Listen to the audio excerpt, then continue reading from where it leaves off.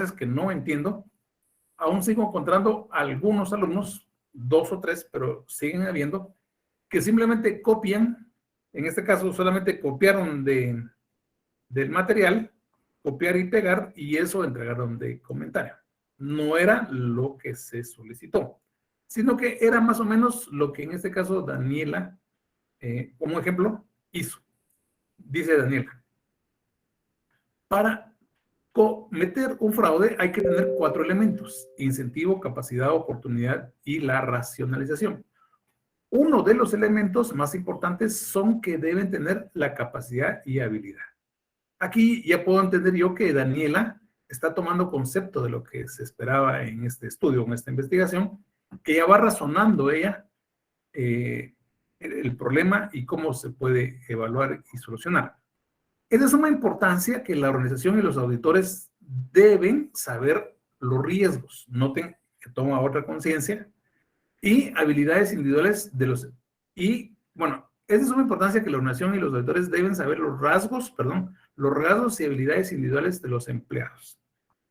Ella toma conciencia de que, como yo siempre he dicho, que hay muchas cosas que debemos hacer que todavía no están escritas en manuales, en este caso de auditoría y normas de auditoría, así que hablen específicamente de ese punto. Y una de las cosas que todavía no he leído yo en una norma es de que el auditor, pues, así claramente evalúe los rasgos y habilidades del individuo. Si hay, es muy probable que sí lo hay. Pero si no lo han leído como yo así físicamente, pues es una cosa que debemos hacer. Debemos estar atentos, vigilando a las personas, cuáles son sus habilidades, qué pueden hacer y qué no pueden hacer, porque esas habilidades las pueden usar para cometer un fraude en la organización. La persona que quisiera realizar fraude debe tener la habilidad de comprender el control interno. ¿Sí? ¿Dónde trabaja? Identificando sus habilidades para poder planificar, realizar y ocultar el fraude. Noten, en este caso Daniela está entendiendo que es una persona con cierta inteligencia donde me va a comprender los controles establecidos. El puesto en el que se encuentra una persona puede alentarlo a que desee realizar fraude, más cuando la persona realiza procedimientos repetitivos, ya sea con el banco o conciliaciones. Aquí me está identificando Daniela dónde podrían ser los focos, dónde está esa persona. Y ese eran los objetivos que ustedes entendieran y que yo esperaba que ustedes me dijeran en sus investigaciones, y no solamente copiar y pegar. Algunos de ustedes que me copiaron y pegaron, posiblemente les puse 2 puntos, pero se van básicamente en 0 en entendimiento de lo que se esperaba en clase. Daniela, como la mayoría de ustedes, pues sí lo hicieron adecuadamente. El que realiza el fraude debe ser una persona inteligente, que tiene demasiada seguridad de que no será descubierto. Hay personas que pueden llegar a ser persuasivos e invitar a más personas a participar en el fraude o que no digan nada. Entonces también aquí Daniela me dice que debemos tener cuidado con esas personas que son muy buenos, como generalmente dice y así coloquialmente son muy casaqueros, ¿verdad? Muy persuasivos, pero esas personas persuasivas nos pueden llevar al lado del mal. Entonces notarán, esto era lo que se esperaba en los comentarios. 100 palabras, algunos de ustedes no llegaron a las 100 palabras, otros como Daniela sobrepasaron, algunos las contaron, es decir, 99 y 100 cabales, pues cumplieron, ¿no? Pero no deberían escribir para decir, voy a escribir 100 exactamente palabras, sino que expresar lo que tenía que expresar y posiblemente en más de 100. Bueno, y está el cuestionario. También está el ejemplo de Daniel, está la traducción y aquí está conclusiones, comentario, creo que ese es su comentario. En la teoría del diamante del fraude se le agrega un 4º elemento a los 3 elementos iniciales del fraude de la teoría del triángulo del fraude, o sea, a la presión percibida, oportunidad, racionalización, un elemento nombrado capacidad. En este caso, Daniel, como muchos de ustedes, pues ya entienden cuáles son los 4 componentes del diamante. Argumentaron que aunque la presión percibida puede coexistir con una oportunidad y una racionalización, es improbable que se produzca un fraude a menos que el cuarto elemento, es decir, la capacidad, también esté presente.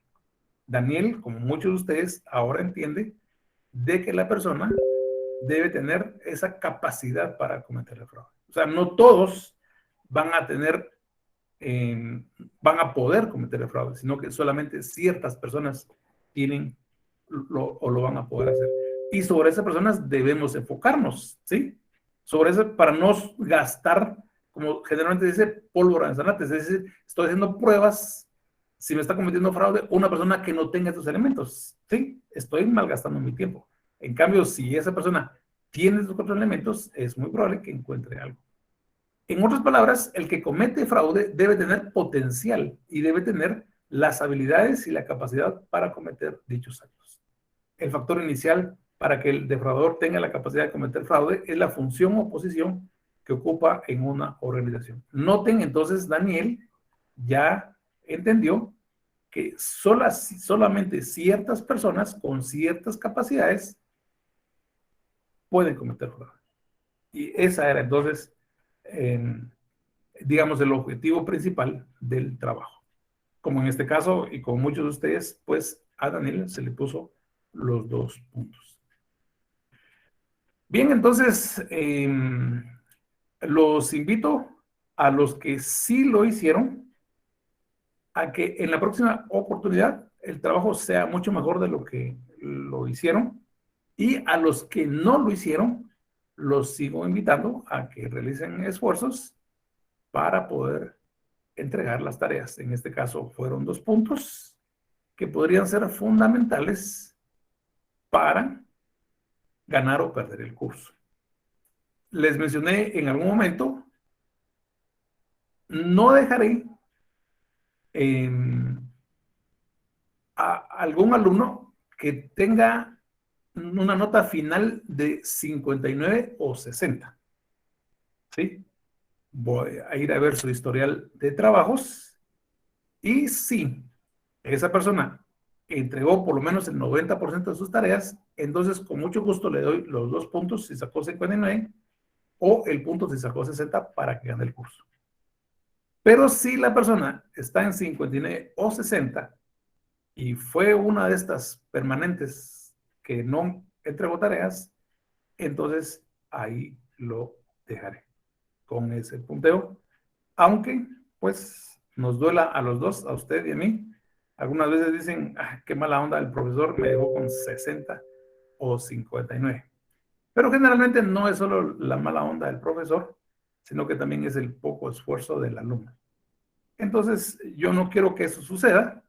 Se les ha dado todas las ventajas para que los trabajos se realicen. No han sido situaciones difíciles y se les ha dado también el tiempo suficiente para poderlo hacer. Una cosa es de que yo les dijera, el trabajo lo tienen que entregar antes de las 8:30, tienen que estar en clase y haciendo el trabajo. No, se les ha dado el suficiente tiempo para hacerlo, pero felizmente la mayoría lo han realizado los trabajos, pero hay algunos pues que por circunstancias que desconozco, pues no lo hacen. La invitación ahí está en pie. Bien, entonces ahora nos vamos a ir a la presentación de PowerPoint que ustedes ya tienen y nos vamos a ir al punto aspectos básicos a cubrir en la evaluación del control interno informático. Aquí se les dará, creo que son 12 puntos que se consideran como la estructura para evaluar adecuadamente el control interno en el área informática. Aquí se presentan 12. Ustedes podrían ponerles más o quitarles, dependiendo cómo ustedes ven esa necesidad particular en su empresa. Aquí solamente estos 12 puntos a cubrir que vamos a tratar aquí, solamente serán una idea de lo que debe hacerse lo que debe implementarse en el área informática. ¿Sí? Recuérdese que a este momento, ya de la evaluación del control interno, se supone, o por favor piénsenlo así, se supone de que ya estamos implementados bajo COSO, que es lo ideal. Entonces, ya estamos trabajando en COSO 3, porque ya no podemos decir estamos en COSO 1 porque estamos súper atrasados, ¿verdad? Ni 2, porque seguimos atrasados. Ahora la empresa ya tiene COSO 3 y ahora nos toca evaluar el control interno del área informática, bajo ese nivel, bajo ese punto. Bien. Punto número 1, a evaluar. Y aquí les voy a poner un ejemplo de cómo puede venir las preguntas del examen parcial. Indique 3 aspectos a cubrir en la evaluación del control interno en organización del departamento informático. Por favor, jóvenes, la mayoría ya lo entendieron y ya lo están haciendo así. Hay algunos, por X circunstancia, creo que algunos que no oyen, solamente se conectan o no están solamente se conectan y no están en clase, otros que no están en clase, pues yo le atribuyo que son esos los que, pues hasta este momento no me han hecho caso de lo que les he dicho. Pero, en este caso, se le está pidiendo 3 aspectos a cubrir organización del departamento. Tienen que ser 3 de estos 6 que están viendo aquí ustedes en su pantalla. No se vayan a San Google a preguntarle qué puedo evaluar en el departamento informático y van a poner unas 3 cosas diferentes a lo que están viendo aquí, porque su respuesta será 0. ¿Sí? Posiblemente lo que traigan de San Google también en la vida real es aplicable y se debe evaluar, podría ser cierto, pero no es lo que enseñó en clase. Y lo que se trata de evaluar un examen es si el alumno entendió y comprende y sabe lo que se enseñó en clase. Y si me ponen ustedes otra cosa, pues la respuesta es no aprendió de la clase, sino que se fue a otro lado. Entonces, si se le pregunta 3 aspectos a cubrir, departamento, tienen que ser 3 de estas 6. Y en este caso solamente es copiar y pegar. Sí, y ya tienen el material, tienen esta presentación, solamente tienen que ir a esa presentación, copian y pegan y ya. O sea, no miro mayor dificultad. Ahora, otra pregunta.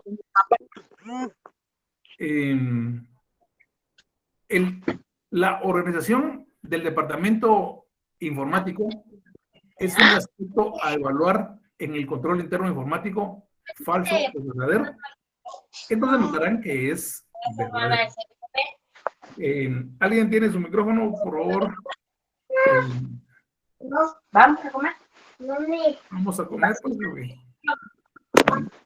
Bueno. Adiós. Adiós, dice Ana. Perdón.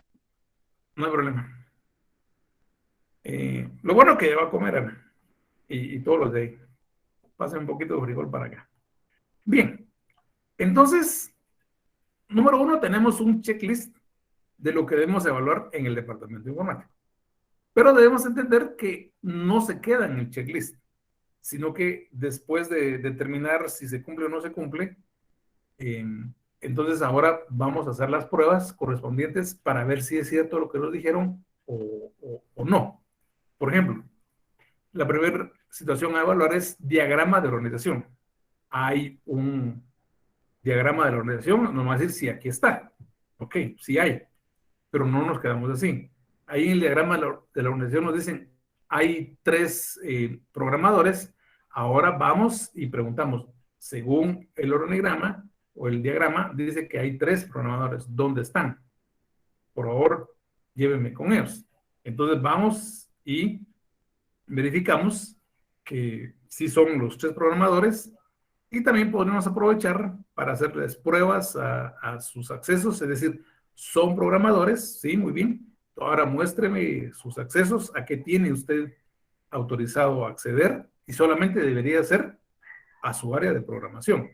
Se lo preguntamos a él y se lo preguntamos al administrador de base de datos, por ejemplo, si ese programador no tiene otra clave de acceso que le permita ingresar a otras cosas. Sí, una serie de pruebas.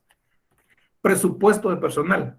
Nos damos cuenta si hay una asignación adecuada para que ese departamento funcione. También nos damos cuenta de si tiene las capacidades, por ejemplo, de si nosotros hacemos una recomendación en base a nuestro día que es necesario que se contrate a un nuevo programador, debemos asegurarnos de que de que sí, que la empresa tiene la capacidad de pagarle a una nueva plaza, porque sería generalmente una recomendación, yo diría, mala, si decimos, es necesario que para que exista funciones separadas se contrate a un nuevo programador. Y ahí va parece buena la recomendación, ¿no? Pero es muy probable que no se cumpla porque el departamento de informática no tenga el presupuesto adecuado para contratar a otra persona. Entonces, nos damos cuenta que no hay dinero, ahora dejamos una recomendación diferente, ¿sí? No precisamente de contratar a otra persona, sino que posiblemente de una supervisión más perenne o más fuerte o más presencial, etcétera, ¿sí? Para que vigilar a esa persona que hace dos cosas, pues no esté cometiendo algún fraude. Diagrama de configuración del sistema. Entonces, debe estar debidamente diagramado cómo funciona el sistema. ¿Esto por qué? Porque hay veces de que un informático conoce cómo funciona todo el sistema. Él es el papá, por así decirlo, del sistema. Cualquier cosa que hay que agregarle, quitarle al sistema, componerle, etcétera, él lo hace. ¿Sí? Parece bueno, ¿no? Pero ¿qué tal si esa persona se me muere? Le da COVID o se accidenta y se muere. ¿Quién más va a ayudar en el proceso ahí del sistema cuando exista algún problema? Pues va a ser difícil encontrar a uno inmediatamente. Entonces, esa persona se me puede morir. Esa persona que conoce mucho del sistema se me puede morir, pero entre comillas no va a importar tanto. Al final sí importa porque va a ser un compañero, una persona, ¿me entienden? Pero entre comillas no va a importar tanto que se me haya ido porque yo puedo agarrar los manuales y el diagrama para entender cómo funciona el sistema y si se me cae, pues lo vuelvo a levantar lo más pronto posible. Esa, entre otras cosas, es la idea de por qué todo debe estar en documentos, para que si una persona no está, que conoce, pues otra persona que tiene ciertos conocimientos, pues lo pueda levantar lo más pronto posible. Control sobre paquetes de software. Hay algunas veces de que no solamente sucede con el software, que se compran los paquetes y es muy probable que no se estén usando en la empresa lo que se compró, que alguien más se los llevó para su casa o los vendió en otro lado, o es muy probable de que se compraron unos paquetes de software y se estén usando esos y otros no autorizados, y esos no autorizados pueden ser que tengan más probabilidad de virus, de troyanos, etcétera, y que eso puede ser un gran peligro para la organización. Es por eso que constantemente también deben estarse haciendo revisiones a cada máquina del usuario. Algunos de ustedes espero que tengan esa oportunidad, dependiendo de su tema, hacer ese requerimiento a las máquinas que les muestre cuál es la paquetería que tienen para determinar si es la que debe tener o hay otra que es ilegal y que en el futuro cercano le puede provocar algún problema a la empresa. Existencia de contratos con los proveedores. Recuérdense que algunas veces la gerencia va a confiar tanto en la revisión de la auditoría que ella ya no va a revisar al 100% lo que va a firmar, en este caso un contrato, porque él supone que la auditoría por lo menos lo revisó. Y entonces a nosotros nos correspondería hacer ese tipo de revisiones al 100% y a profundidad. Porque generalmente, como cualquier buen proveedor, va a poner en el contrato cosas que a él le favorezcan y no precisamente a su cliente. Por supuesto que van a haber algunas cosas que le favorecen a su cliente, pero más se va a proteger él porque él está dando el contrato, ¿no? Entonces, una de las cosas que me enseñó mi santa abuela, la primera vez que le comenté, fíjate abuela que voy a contratar los servicios de una tarjeta de crédito. Y de entrada me dijo, no, no lo hagas, porque esos son unos malos, me dijo. Y no lo hagas. Pero si lo vas a hacer, me dijo, recuérdate leer todas las letras pequeñas. ¿Y por qué le dije yo, tratando de sacarle plática a mi abuela? ¿Por qué le dije yo? Me dijo, porque en las letras pequeñas está metido el diablo. ¿sí? Ahí en las letras pequeñas es donde damos nosotros nuestro brazo a torcer y le damos casi toda vía libre al proveedor. Y ya cuando queremos hacer un reclamo, le decimos, el proveedor nos dice, mire, pero aquí usted firmó el contrato y aquí usted dice que aceptaba esas condiciones. Ya es demasiado tarde. Entonces, por eso es, primero, que deben existir contratos con los proveedores para que nos puedan dar los servicios adecuados, de mantenimiento, servicio técnico, etcétera. Pero también debemos asegurarnos que no nos estén metiendo gato por liebre.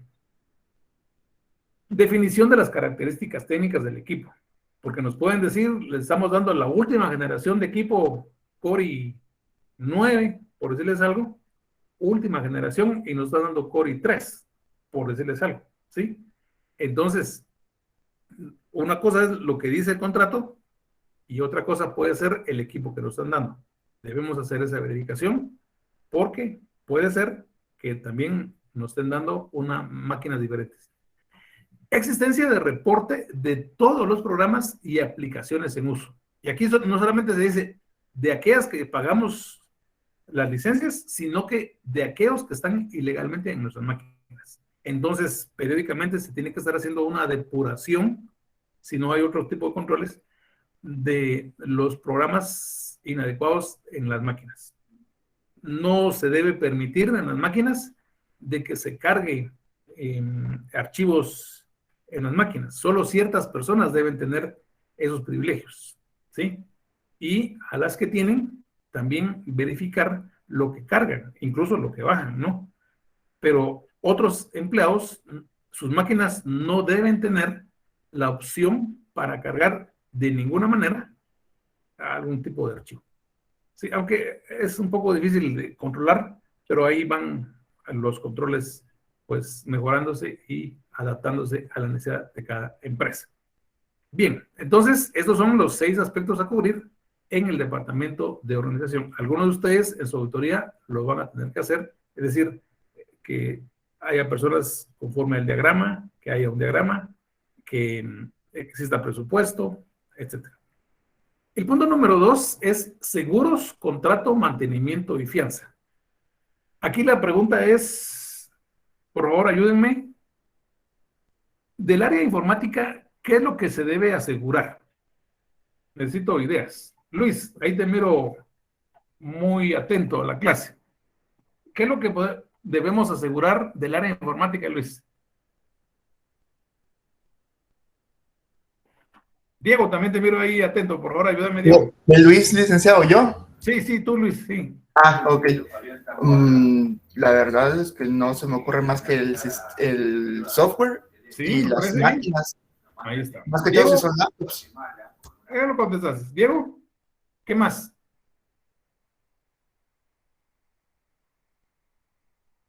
Diego. Bueno, vamos a ver qué nos dice. Seguros, contratos de mantenimiento y fianza. Luis estaba correcto, pero hay 3 cosas que debemos asegurar. Número 1, el equipo, o sea, el hardware, ¿verdad?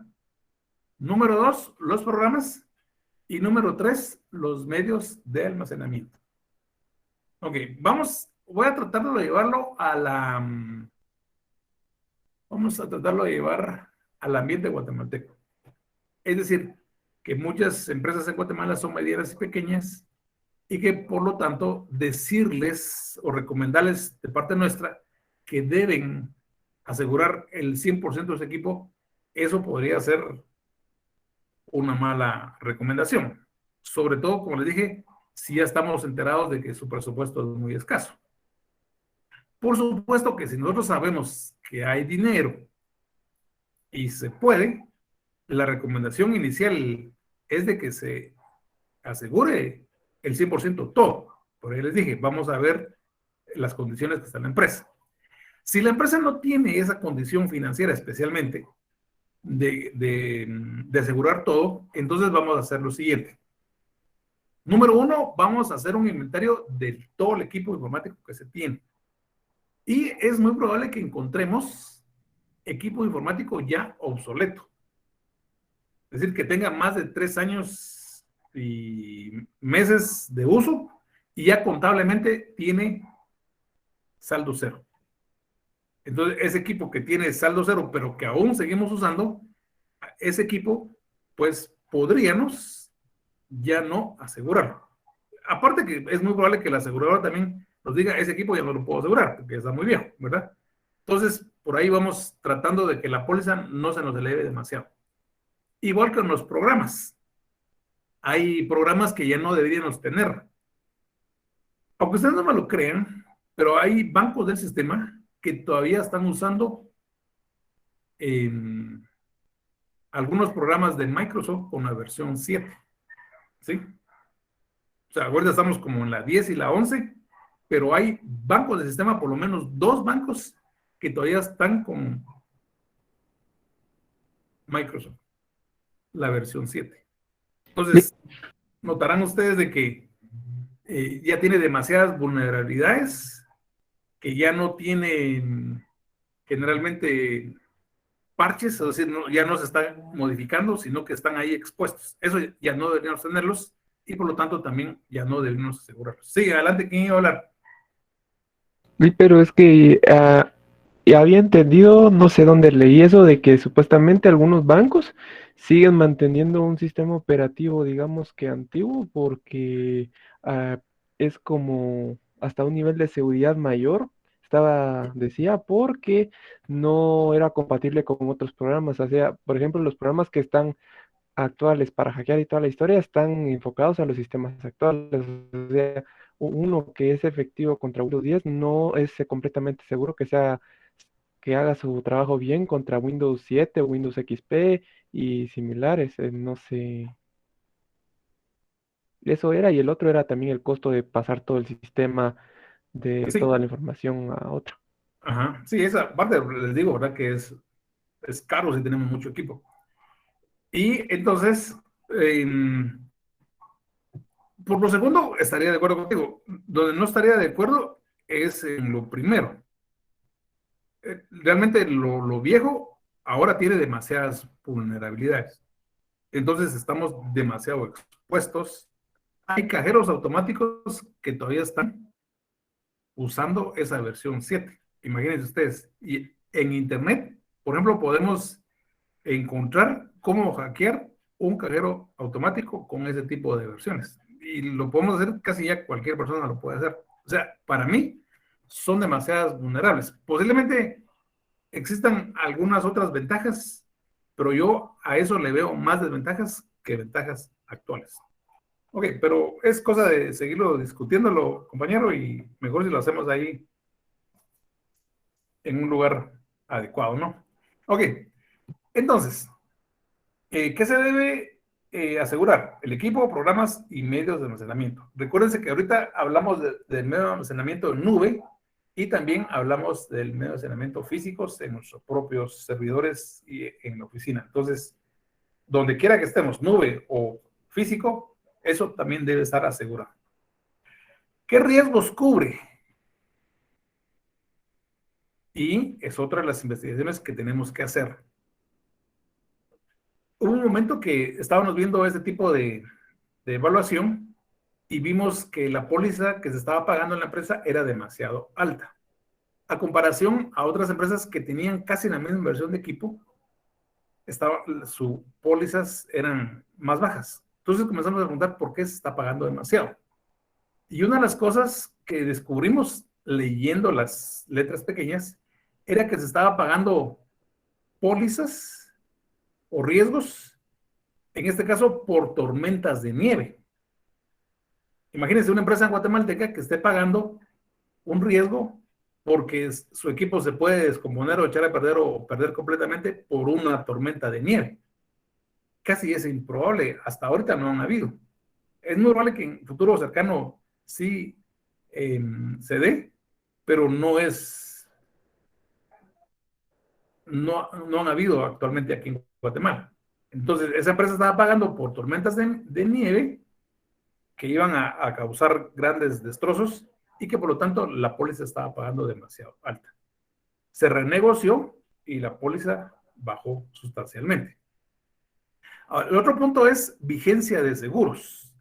Yo personalmente he tenido la la mala experiencia de llegar a reclamar seguros, tanto de la empresa como de mi persona, y decir, fíjese que no podemos solventar su solicitud porque su seguro ya estaba vencido o sus pólizas no estaban pagadas. ¿Sí? Entonces, muchas veces perdemos demasiado dinero por no tener un control adecuado sobre la vigencia de seguros. En ese caso aprendimos como empresa. Lo que hicimos fue que tuvimos una reunión, el área financiera, el área de auditoría, y determinamos en esa reunión que el día 20 de cada mes a una persona X del área financiera se le asignaba ocuparse del pago de los seguros de la empresa, del 20 en adelante hasta el 28. Tenía normalmente asignaciones del 1 al 20, pero esas asignaciones las iba a dejar a un lado y ocuparse de pagar los seguros a donde correspondía. Tenía 2 días, 20 y 21, para hacer ese trámite. El día 23, en ese entonces todavía se pagaba con cheque y no había otra forma. El día 23, el cheque debería llegar para revisión a la auditoría interna. El auditor interno tenía 23 y 24 para poder hacer las revisiones correspondientes si todo estaba bien y dar el visto bueno de pago. ¿Sí? Y el día 25 y 26, el cheque pasaba a firmas. Eran 2 firmas, entonces a veces se llevaba tiempo, pero al día 28 ese cheque ya tenía que estar pagado. Y felizmente nunca más nos volvió a suceder ese problema de reclamos. Éramos una empresa de reparto a domicilio, a una serie de camiones, como ustedes no tienen ideas, y lo que le pasa a cada camión en el camino, pues es un dolor de cabeza. Pero, entonces ahora, haciendo los reclamos, y la empresa no hacía más que simplemente extender el cheque que correspondía. Entonces, ¿qué van a hacer ustedes para mejorar esto? Ahí sabrán. Y cuando lo vean, entonces busquen una solución adecuada. Contratos con los proveedores. Condiciones de uso del equipo. Siguiendo hablando del problema del equipo, cuando hagamos este tipo de contratos con los seguros, ellos nos van a pedir que indiquemos qué programas tiene en uso la empresa. Entonces nosotros le vamos a decir este y este y este. Ok. Entonces ellos van a dar la autorización que con esos programas, pues se va a cubrir los riesgos. Ok. Pero el problema es de que vamos nosotros a hacer el reclamo, le decimos que perdimos toda la información o todo el equipo, que perdimos toda la información por un virus, que nos hackearon, etcétera. Y por supuesto que la empresa no va a decir, ah, sí, qué bien. ¿Y de cuánto es el cheque que debemos extenderle? Pues de 1 millón de quetzales. Aquí está, con mucho gusto que vaya bien. No, ellos van a mandar a sus técnicos para determinar si lo que nosotros estamos diciendo es verdad. Si se infectó por un virus, si se perdió la información, sí. Pero se infectó porque algún usuario o algunos usuarios tenían softwares no autorizados. Y eso será suficiente para la mayoría de estos aseguradores decirnos que no. Entonces, por eso es de que debemos asegurarnos, como yo les decía, periódicamente, estar haciendo pruebas a las máquinas de que no existan programas no autorizados, porque eso podría ocasionar que en algún momento no se nos pague la parte del seguro. Uso de paquetes, respaldo y garantía ofrecida, soporte técnico. Aquí me recuerdo, había un momento, como siempre, fin de mes, el problema que afrontamos los financieros, el fin de mes de tener los estados financieros a tiempo. Entonces era un fin de mes, como cualquiera de otro. 31, creo que era de agosto, y estábamos ahí trabajando 11:30 de la noche. He tenido la esperanza de que muy pronto íbamos a terminar. Yo tenía más o menos una idea de que en 1 hora, 45 minutos terminábamos y nos íbamos, pero sucedió lo impensable. Se nos cayó el sistema. 11:30 de la noche. Bien, llamamos al informático pues nos dijo, pues fíjate que esa parte no me corresponde a mí, sino que a la empresa que nos vendió el programa. Y después de solicitarlo, nos dio el teléfono de la persona que daba ese mantenimiento. Felizmente, después de 2 llamadas al teléfono de su casa, pues esa persona contestó. Y según nosotros nos iba a ir a arreglar el problema. Bueno, dijo, lo siento mucho, jóvenes, pero no puedo ir. No puedo ir porque, según el contrato que ustedes firmaron, el servicio de soporte técnico solamente se da de 8 de la mañana a 6 de la tarde. Y ahorita, pues note que son las 12:15 de la noche y no puedo ir. Así que nos vemos mañana a las 8 de la mañana. Y ahí se terminó todo, nuestro trabajo. Cuando, cuando el gerente nos solicitó los estados financieros que tenían que presentarnos ese día, el primer día, por una situación especial ahí de un préstamo, creo que iban a llegar otras personas, y le dijimos, no están los estados financieros. Imagínense ustedes lo que le cayó al gerente, es decir, lo que le cayó de mal al gerente, que para él valía 20 la excusa que nosotros estamos dando. No había sistema, sino que él simplemente dijo incompetentes, ¿verdad? Pero al final no era toda nuestra culpa. Pero entonces el punto es de que nosotros como auditoría interna debemos asegurarnos qué es lo que en este caso cubre el soporte técnico. Que, como les dije, que debería ser un soporte técnico adecuado. Si somos una empresa que tenemos servicio 24 horas, pues el soporte técnico debería estar 24 horas, porque no podemos parar, ¿sí? Y en otro caso del servicio de mantenimiento, vimos que la empresa estaba pagando servicio de mantenimiento de las máquinas, nos pareció adecuado. Ahora, como parte de la prueba, también teníamos que determinar si el servicio de mantenimiento que se daba a las máquinas era el adecuado o no. Nosotros suponíamos que sí, de entrada, ¿no? Pero preguntamos a la administración cuándo venía el servicio de mantenimiento, nos dijeron, ellos vienen en esta semana, o sea, nos dijeron en la tercera semana del mes, y entonces le dijimos, avísenos cuando vengan, porque queremos nosotros hacerles unas preguntas, acompañarlos para ver si es adecuado o inadecuado el servicio. Muy bien, entonces vino el día martes de esa semana y nos llamaron de recepción, seguridad, nos dijo, aquí están el servicio de mantenimiento para las máquinas computadoras. Bajamos otro compañero y yo, y cuando bajé, me pregunté, ¿y dónde están los de servicio de mantenimiento? Cuando le pregunté al de seguridad, me dijo, señalando a unos jóvenes, ellos son.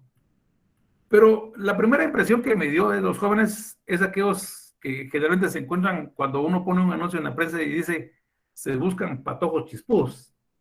Y llegan patojos ahí, pelo largo y mal vestidos, o sea, patojos, ¿verdad? Sin mayor responsabilidad. Ese tipo de personas eran 2 personas así. Y después de verlos, lo que pensé fue de plano que señalando o viendo a una persona, de primero lo que va a hacer, va a ir al baño a cepillarse los dientes, porque tenía en su mano un cepillo dental, ¿sí? Un cepillo dental. Y entonces le dije, ¿vas a ir al baño? No, me dijo. Es que este cepillo lo uso para limpiar las máquinas, me dijo. Bueno, entonces, primera admiración, ¿no? Lo acompañamos al primer servicio de las máquinas, llevaban una botellita de agua, mojaron un trapito, pero yo le pregunté si era un líquido especial para limpiar las máquinas, me dijo, no, es agua pura, ¿verdad? Limpió manchó o le echó agua al trapito, y con ese trapito comenzó a limpiar las máquinas computadoras, la máquina computadora en este caso, ¿verdad? Y desconectó también la energía eléctrica, desconectó el servicio de internet y limpió. Y me dijo, ya está. Ah, bueno, me dijo. ¿Y lo vas a conectar? No, me dijo, porque realmente no sé dónde van los cables. Y así lo dejó. ¿Sí? Y ahora vamos a otro. Y así pasó. Así pasaron todos. Los 2 jóvenes pasaron en todas las máquinas. Con su trapito mojado con agua pura y una media limpieza. y ahí estaba el servicio de mantenimiento.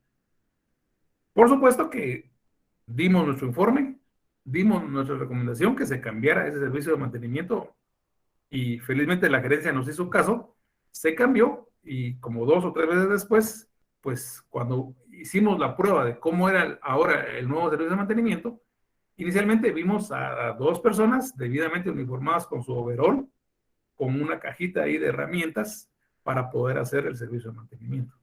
Entonces, nuevamente les digo, no es solamente esto un checklist, sino que es una verificación para determinar si realmente se da tal como aquí lo dice o no, ¿verdad? Entonces, y la fianza de fidelidad, que los empleados, en este caso, del área de informática, deberían tener una fianza de fidelidad, aunque es una recomendación, pero para acá en Guatemala es muy poco probable de que primero se haga reclamo o que el reclamo tenga sus frutos. Es muy difícil hacer ese tipo de reclamos y cumplirlos.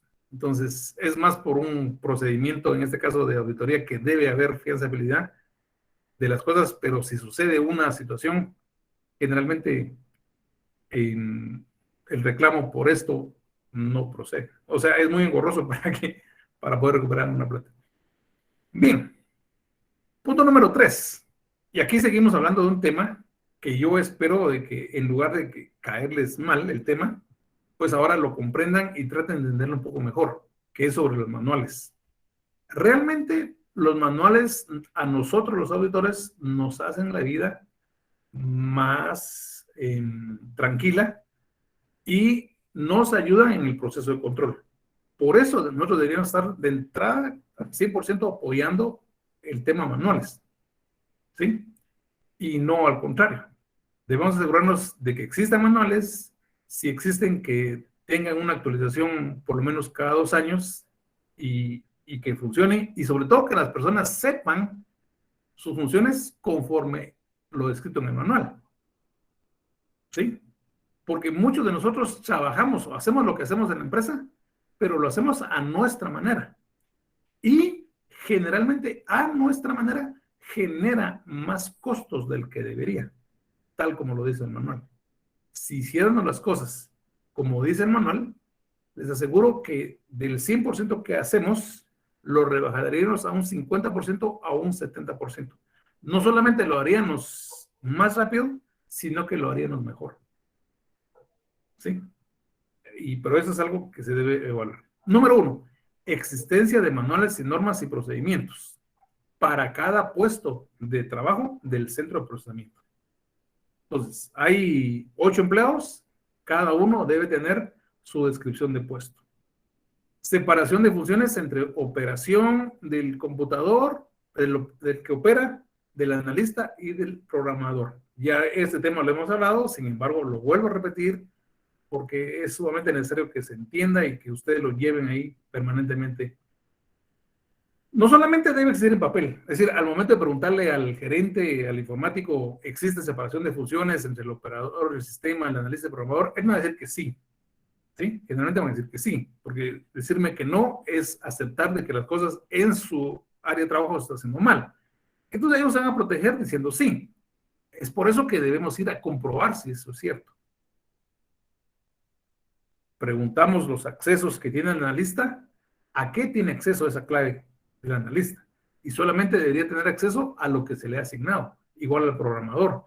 Se le ha asignado al programador el área financiera, sus accesos solamente debe estar al área financiera y no a otras áreas. El operador de la máquina computadora no debe tener acceso a la parte de análisis y mucho menos a programación. Pero no solamente se les pregunta a ellos a qué tiene acceso. Él me va a decir solo al analista. El otro me va a decir solo a programación. No, voy y verifico sus claves. Y pregunto si no hay otras claves que él mismo pueda tener, porque puede tener una clave como analista y otra clave como programador. También eso lo verifico.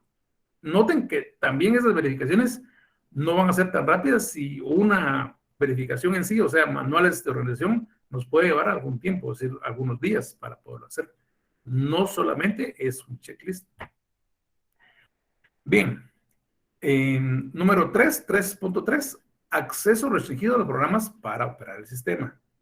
Acceso restringido a operadores del computador, a datos, diseño de archivos, diseño de registros. Entonces, hacemos una serie de pruebas, ustedes determinarán cuáles, pero que al final los sientan satisfechos para decir, sí, el operador solamente tiene acceso a operar el sistema. El analista o los analistas solamente tienen acceso a la parte de análisis que le corresponde. El programador solamente tiene acceso a la parte de programación que le corresponde, porque ya hicieron sus diferentes verificaciones. No solamente es un checklist. Miremos el número 4. Políticas de seguridad. Bien. Pregunta de examen parcial.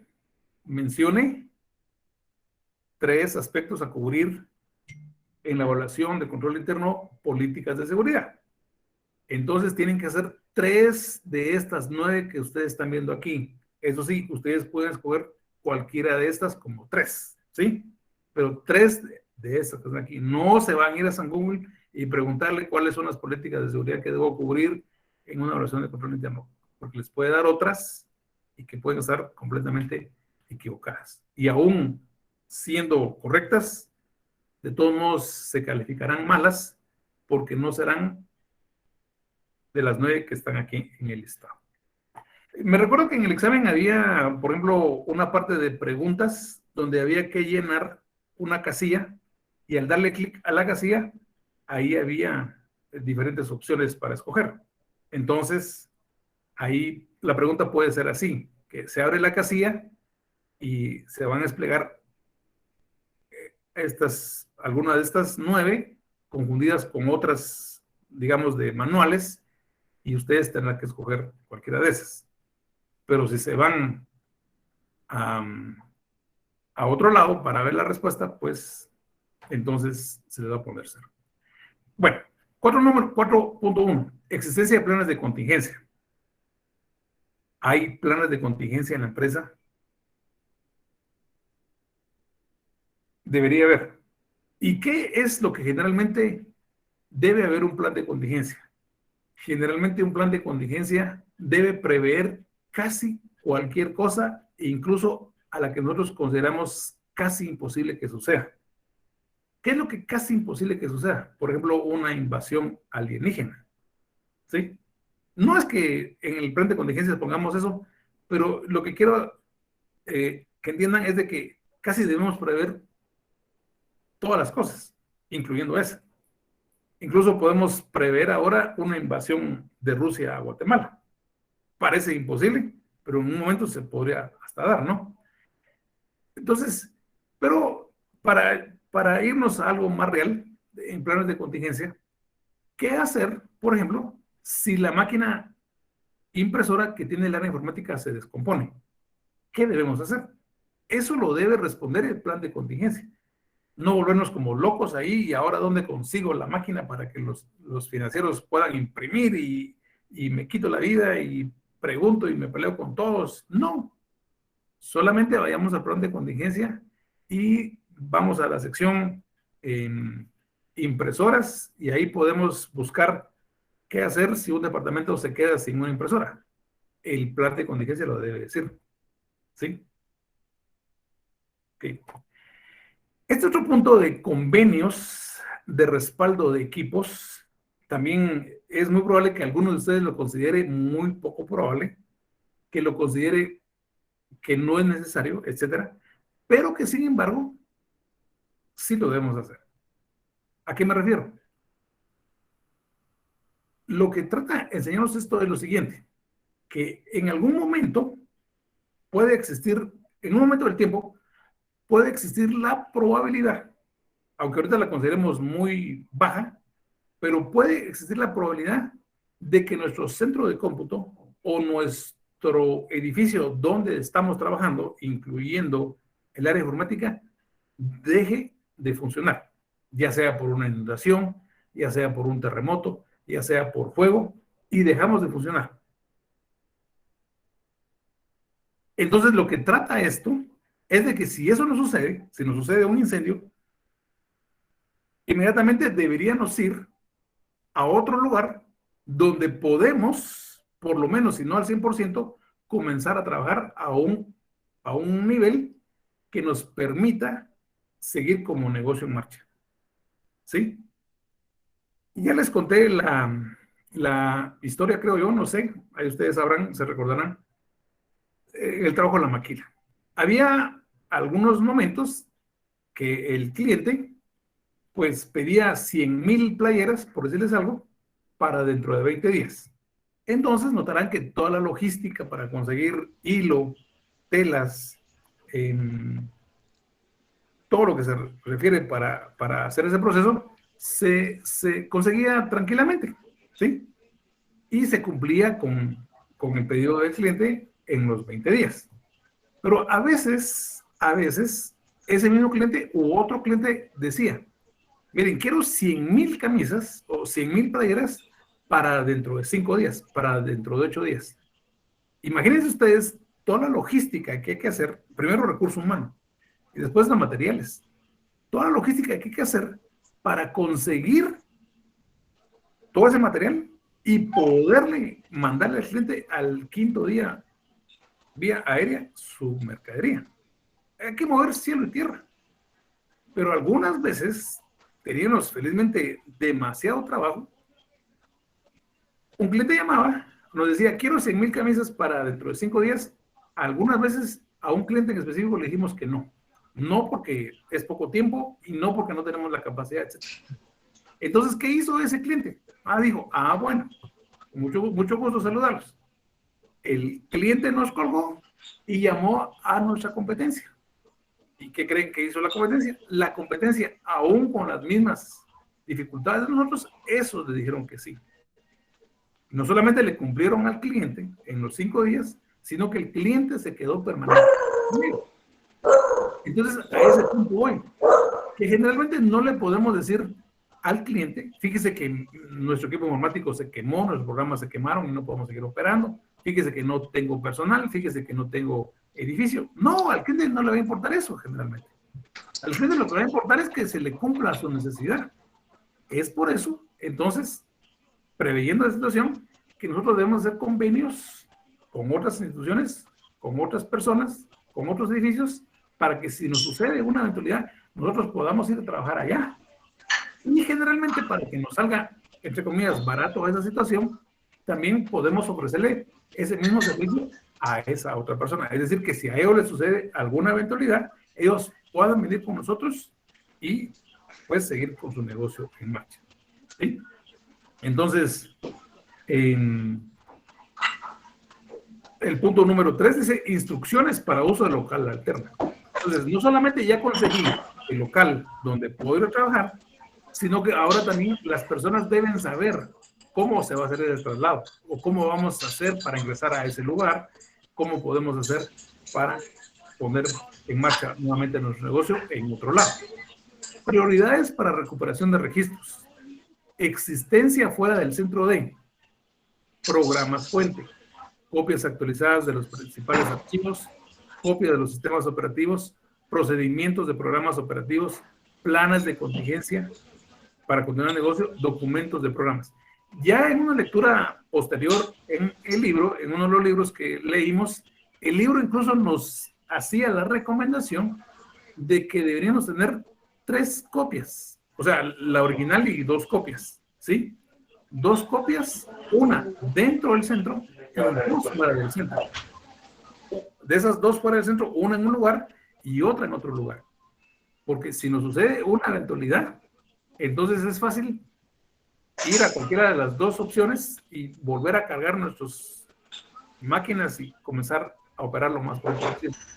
Incluso, aunque ya es mínima, diría yo, pero está la probabilidad que en uno de los 2 edificios que también tenemos nuestra copia, también ese otro edificio colapse y entonces ahora tenemos la otra opción tercera para poder ir y traer nuevamente los programas fuente, las copias de seguridad, copias del sistema y cargarlos y comenzar a operar lo más pronto posible.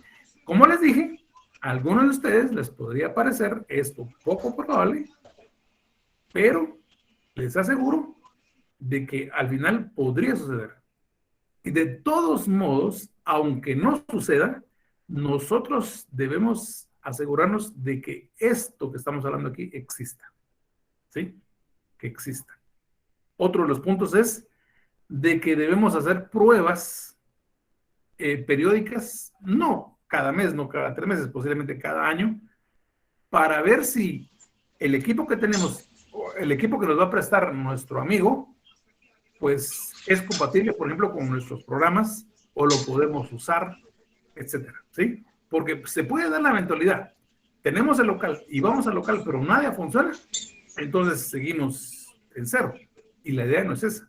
La idea, nos sucede la eventualidad, vamos al lugar alterno y encendemos y comenzamos a trabajar. Pero porque hemos hecho pruebas, nos hemos dado cuenta a tiempo de que cosas no podían funcionar a la primera y ya las corregimos y ahora funcionan. Ahora sí funciona. Entonces, como les dije, poco probable sí, pero de todos modos se debe trabajar en ello. Contraseñas políticas de respaldo, contraseñas para operar el sistema, existencia documentada de investigación de procesos. Y entonces nos vamos al punto número 5, sistemas y medidas de seguridad. Bien, vamos a ver.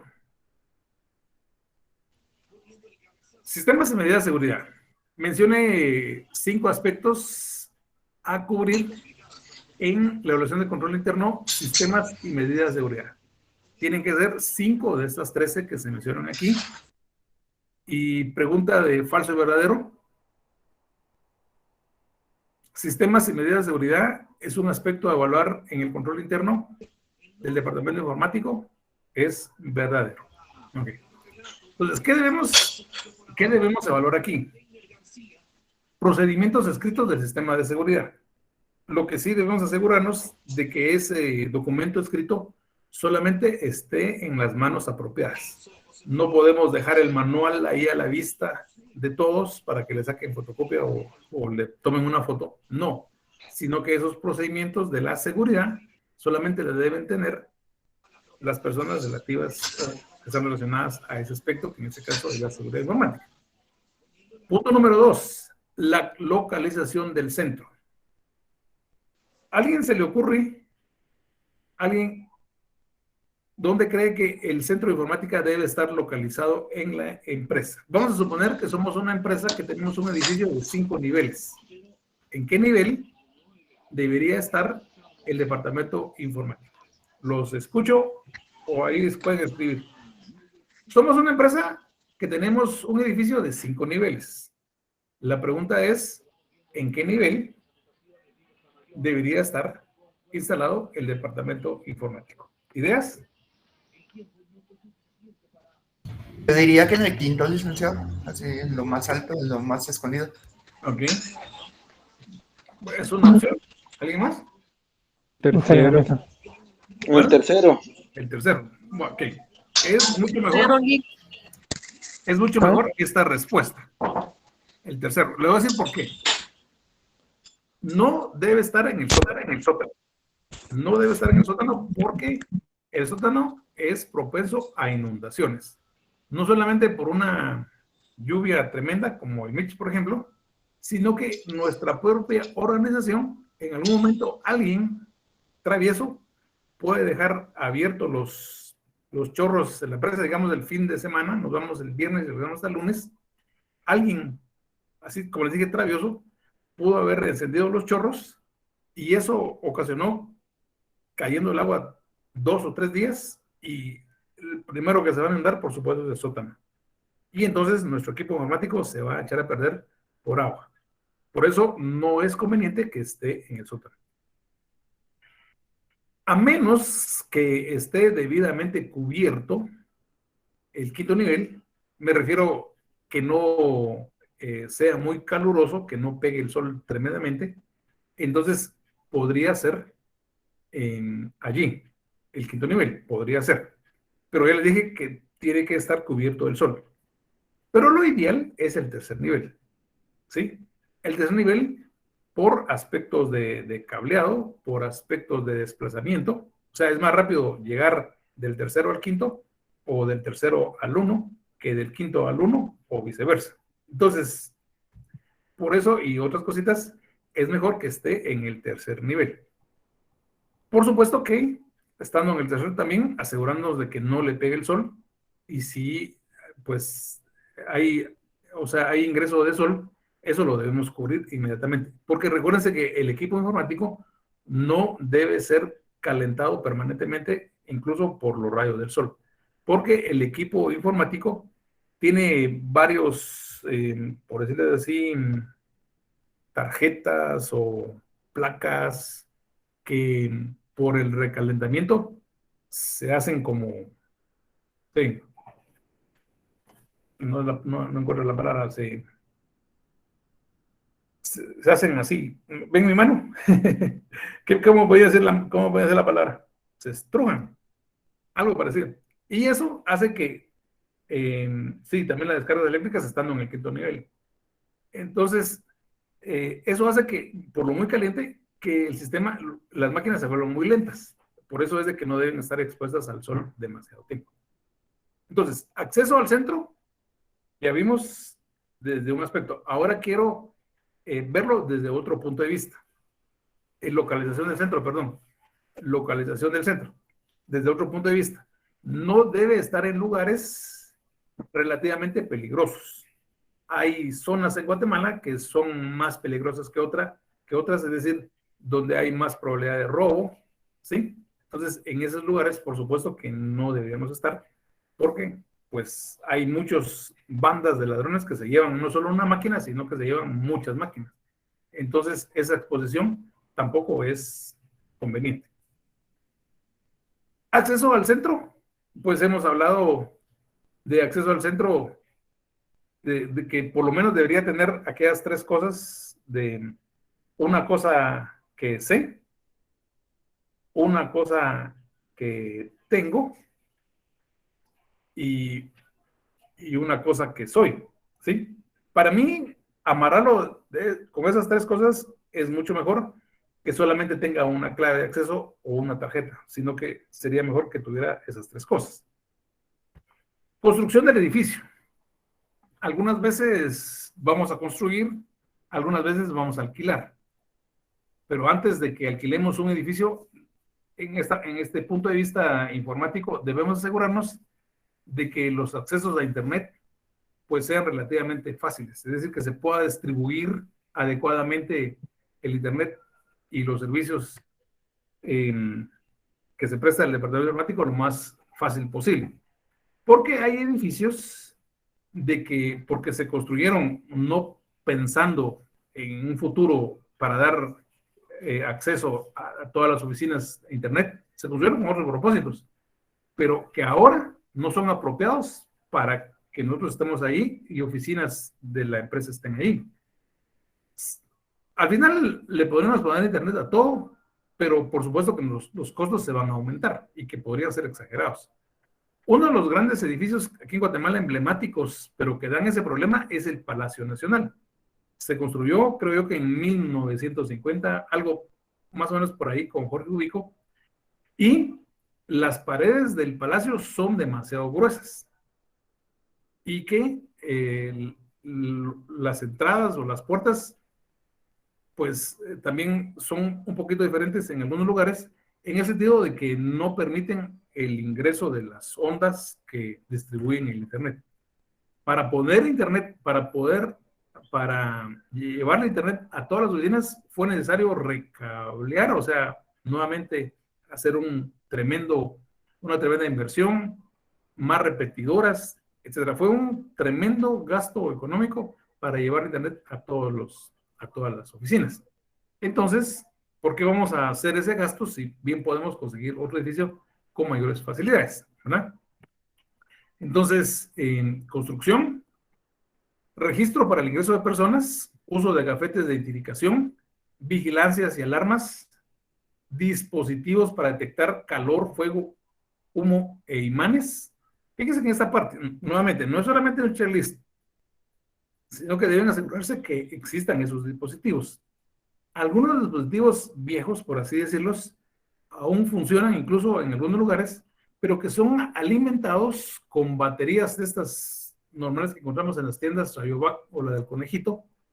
Pero notarán ustedes que, a pesar de que sean del conejito, tienen su tiempo de vida. Entonces, en algún momento se va a descargar de esa batería. Por eso es de que no solamente debemos asegurarnos de que existan dispositivos de detectar humo, sino que funcionen.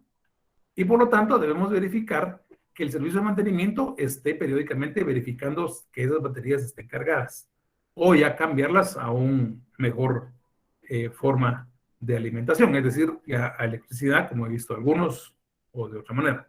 ¿Sí? Ahora, el otro punto es 5.9. Checklist. ¿Hay extintores en el área informática? Pues la respuesta, digamos que sí. Pero nos tenemos que ir más allá de eso. Sí. Ahora, otra pregunta que podríamos hacer es, ¿pero la puede usar el equipo informático, o sea, el recurso humano informático? Levántame la mano, por favor. Ahorita vemos 64 personas en clase. ¿Cuántos de ustedes han recibido alguna capacitación para usar extintores? Solamente levanten la mano. Wendy dice que sí. Lester dice que sí. Anthony y Jorge. Muy bien. Pero notarán que no llegamos a 10 de 65 presentes. Eso significa que muchos otros no lo han recibido. Entonces vamos a suponer que estamos en el área informática. Comienza a haber un incendio. Y nosotros, así de acomedidos, como dice mi santa abuela, agarramos el extintor, pero no hemos recibido capacitación. Le quitamos el seguro, ese extintor tiene una manguera larga, y como le quitamos el seguro y no agarramos la manguera, esa manguera nos da en la cabeza y ahí nos quedamos tirados. Nadie más se murió, solo nosotros, porque no supimos usar un extintor. Entonces, ¿existen extinguidores? Sí. ¿Las personas del área informática han sido capacitadas para usar el extinguidor? Sí. Otro de los puntos es un extintor adecuado para apagar, en este caso, fuego generado por electricidad, porque es diferente. Fíjense, hay diferentes extinguidores. Extinguidores que apagan fuego de madera, hay extinguidores que apagan fuego, en este caso eléctrico, y hay extinguidores que apagan todo tipo de fuego. Entonces imagínense ustedes que tenemos, sí, nos contestan, sí tenemos un extintor, pero ese extintor solamente apaga fuego de madera, y lo vamos a aplicar a las máquinas computadoras. En lugar de apagarlas, es muy probable que se enciendan mucho más. Entonces, también eso hay que verificar. Otro de los puntos que hay que verificar en este punto de existencia de extinguidores es de que su contenido, es decir, el polvo que generalmente tienen, esté todavía vigente o que se pueda usar. Generalmente hay un relojito en los extinguidores que indican si el contenido de ese extinguidor todavía se puede usar, o que también indican que ya no se debe usar. Por eso, nuevamente, el servicio de mantenimiento debe ser adecuado al determinar que un extinguidor ya no está o sea, ya no se puede usar porque ya se venció por el tiempo. Entonces se debe hacer el cambio correspondiente, etc. Porque ¿de qué me sirve tener un extinguidor que sí apague fuego por electricidad, pero que al momento de aplicarlo, pues no me va a funcionar porque el polvo pues ya estaba vencido? Entonces notarán que no solamente se queda en un checklist existencia de extinguidores, sino que nos vamos más allá de la prueba.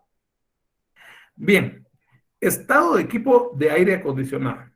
Generalmente para proteger los equipos, para proteger los servidores, para proteger los archivos del área informática, esos hardware y software tienen que estar a una temperatura aproximadamente de un 15 a 16%, o un 15 o 16 en este caso de temperatura Fahrenheit, ¿no? Entonces, debe estar frío. Para eso debemos asegurarnos que ese equipo de aire acondicionado esté con el mantenimiento adecuado, funcione adecuadamente, que no tenga esas, a veces se nos eleva la temperatura, a veces estamos a 27 y después se nos cae a 10 y eso puede ocasionar grandes problemas. Pero otro de los puntos que también puede ocasionar problemas si no se le da un mantenimiento adecuado al equipo de aire acondicionado es que esas máquinas de aire acondicionado generan un polvito, un moho, ¿sí? Un moho que van expulsando con el tiempo. Van expulsando con el tiempo y los usuarios que están permanentemente allí, en el área informática, lo van absorbiendo y con el tiempo, no dentro de una semana o 2 meses, posiblemente años, ¿verdad? Pero imagínense, si nos dio COVID, estamos expuestos casi a muchas cosas más fuertes, o sea, nos da más rápido. Pero el punto es de que si no tenemos mantenimiento a ese modo puede ingresar a nuestros pulmones y nos puede dar hasta cáncer. Entonces imagínense ustedes todo el equipo informático con cáncer en el IX, o si no todo, uno, pero lo que conlleva eso, es decir, que ya no está en su trabajo, que va a estar en tratamiento médico, y sus funciones van a disminuir, y la eficiencia del departamento va a disminuir. Entonces, no solamente verificar que hay equipo de aire acondicionado, sino que ese equipo de aire acondicionado también tuvo o tiene su mantenimiento para no afectar la salud de las personas. Uno de los, creo yo que de los hallazgos cajoneros que ustedes pueden encontrar en el área informática es el 5.11, que los cables de electricidad y de internet van a estar ahí tirados en el piso del área informática y van a ser como culebras por todos lados. Por supuesto que no debe ser así. Todo eso debe estar protegido, los cables protegidos y debidamente ordenados. Pero entonces, localización de cables de electricidad e interruptores es un problema para la seguridad de los usuarios y no debería ser. ¿Ok? Entrenamiento de personas para atender emergencias, para atender fuegos, para atender terremotos, para atender inundaciones. Las cosas probables que pueden suceder se deben platicar y se debe tener en algún momento alguna actividad para saber cómo reaccionar si eso sucede. Y al final, cualquier otra cosa que sea relativa a al sistema de seguridad, también lo debemos verificar aquí. Pero noten que la mayoría de cosas que estamos hablando aquí es de seguridad física, ¿sí? No es de seguridad, en este caso, para el software, ¿verdad? Sino que es más para la seguridad física del área informática.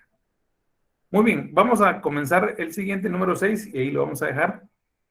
Vamos a ver el número 6, programas de capacitación. Pues seguimos insistiendo con esto. Notarán que hay ciertos puntos repetitivos, pero tienen su razón de ser, y eso espero que lo comprendan. Tienen su razón de ser, porque las cosas básicamente sencillas y simples son las que nos ayudarán al final a ser mejores personas, y en este caso, mejores auditores, es decir, que esos controles funcionen mucho mejor. Y entonces, solamente les voy a contar una historia y con eso terminamos.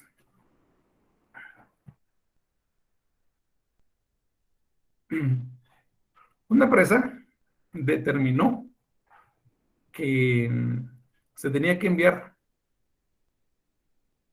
a un empleado de la empresa debidamente escogido, capacitado, etcétera, y que se lo mereciera a una capacitación al extranjero. La capacitación realmente correspondía a sacar una maestría, y con esa maestría iba a venir a ayudar grandemente a la empresa. Entonces se escogió un listado de 10, se habló de cada uno de ellos, al final se decidió por uno y se le dio la noticia. Ha sido nombrado para ir a estudiar una maestría a México, y si quieres ir, todos los gastos van a ser pagados por la empresa, y lo que queremos es que cuando vengas, pongas en práctica tales y tales cosas. Había un plan ahí. Entonces el otro dijo, sí, me voy. Se fue, y al cuate le pedían libros. Lo único que tenía que hacer era llamar. Fíjense que tengo que comprar estos libros que cuestan 800 pesos, 500 pesos, y lo que sea. Le hacían una transferencia. Ahí van los 800 pesos. Fíjense que se me terminó el jabón, el papel higiénico, no tengo nada. Ahí va el dinerito para que compre su papel higiénico. Estuvo 2 años.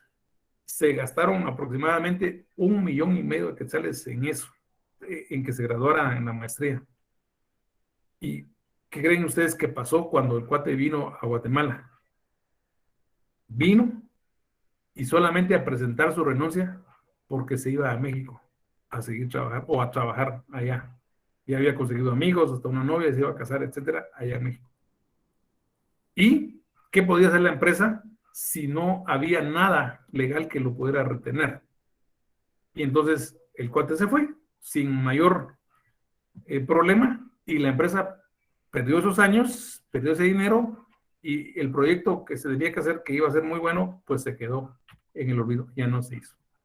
Entonces mi punto es, sí, debe haber capacitación en recursos humanos, pero debemos asegurarnos de que esa capacitación retorne a la empresa y que se le saque jugo a esa capacitación.